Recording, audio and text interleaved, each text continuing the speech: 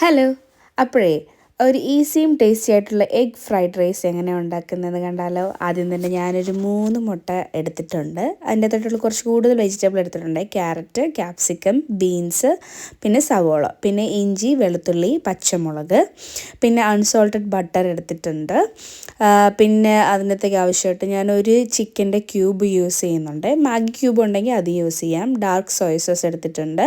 പിന്നെ tomato കെച്ചപ്പാണ് use ചെയ്തിട്ടുണ്ട്. Sauce ഉണ്ടെങ്കിൽ നിങ്ങൾക്ക് അതും യൂസ് ചെയ്യാം.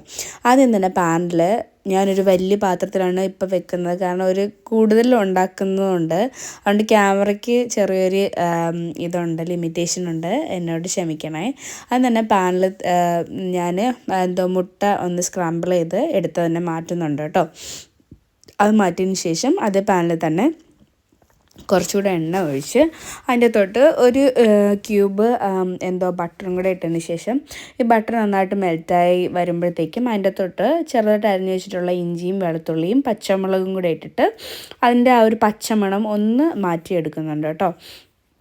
പിന്നെ ആരെങ്കിലും ഗസ്റ്റായിട്ടൊക്കെ വരുമ്പോഴത്തേക്കും ഈസി ആയിട്ട് ഉണ്ടാക്കാൻ പറ്റുന്ന ഒരു റെസിപ്പിയാണ് ഈ ഫ്രൈഡ് റൈസ്. അപ്പം അത് ഞാൻ ക്യാരറ്റാട്ടോ ഇട്ടൊന്ന് വേവിച്ചെടുക്കുന്നത്, കാരണം ക്യാരറ്റിന് വേവ് ഇച്ചിരി കൂടുതലാണല്ലോ.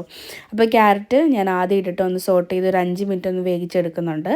അതിന് കഴിഞ്ഞതിന് ശേഷം ഞാൻ ബീൻസും പിന്നെ നമ്മുടെ സവാളയും കൂടെ അരിഞ്ഞത് അതും കൂടെ ഇട്ടിട്ടതിന് ശേഷം ഇപ്പോഴാട്ടോ ഉപ്പിടുന്നത്. ഞാനൊരു കൂടുതൽ 3/4 ടീസ്പൂണോളം ഞാൻ ഉപ്പിടുന്നുണ്ട്. അതും കൂടെ ഇട്ടതിന് ശേഷം ഞാൻ ഈ ബീൻസും ക്യാരറ്റും സവാളയും കൂടെ അതും ഒരു 5 മിനിറ്റ് വേവിച്ചെടുക്കുന്നുണ്ട് കേട്ടോ.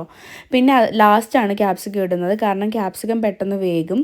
വെന്ത് കഴിഞ്ഞാൽ അതിൻ്റെ ആ ഒരു ക്രിസ്പിനെസ് കിട്ടത്തില്ല കേട്ടോ. അതുകൊണ്ട് ഏറ്റവും ലാസ്റ്റാണ് യൂസ് ചെയ്യുന്നത്. അതിനുശേഷം അതിൻ്റെ അകത്തോട്ട് ഞാൻ എടുത്തു വെച്ചിരിക്കുന്ന ചിക്കൻ്റെ സ്റ്റോക്കും കൂടെ ഒന്ന് നന്നായിട്ട് പൊടിച്ചിടുന്നുണ്ട് കേട്ടോ.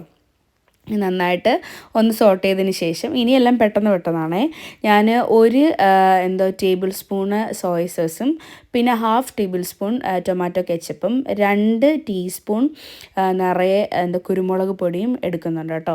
നമ്മുടെ പരിപാടി കഴിഞ്ഞു. ഇനി എഗ്ഗും കൂടെ ഇട്ടിട്ട് നന്നായിട്ട് മിക്സ് ചെയ്യാൻ പോവാണ്. ഇനി ബോയിൽഡ് ആയിട്ടുള്ള ഞാനിവിടെ ബസ്മതി റൈസാണ് യൂസ് ചെയ്യുന്നത്.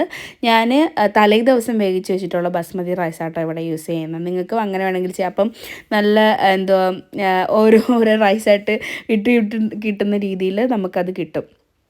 ഞാൻ ഫ്രിഡ്ജിൽ നിന്ന് എടുത്തതിന് ശേഷം അങ്ങനെ തന്നെയാണ് ഈ മസാലകളിലോട്ട് ഇടുന്നത്. അതിനുശേഷം മസാലയും റൈസുമായിട്ട് നന്നായിട്ട് മിക്സ് ചെയ്തെടുക്കുന്നുണ്ട്. അവസാനം കുറച്ച് സ്പ്രിംഗ് ഓണിയൻ ഇടുന്നുണ്ട് കേട്ടോ. അപ്പം ഞാനിവിടെ ഫ്രൈഡ് റൈസും ചില്ലി ചിക്കനും ആണ് ഉണ്ടാക്കിയത്. നിങ്ങൾക്ക് ഇഷ്ടപ്പെട്ടിട്ടുണ്ടെങ്കിൽ നിങ്ങൾ ട്രൈ